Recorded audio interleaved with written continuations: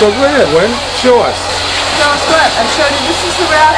I spent a lot of time on this rack, many a night, soldering and plugging and screwing and adjusting many knobs.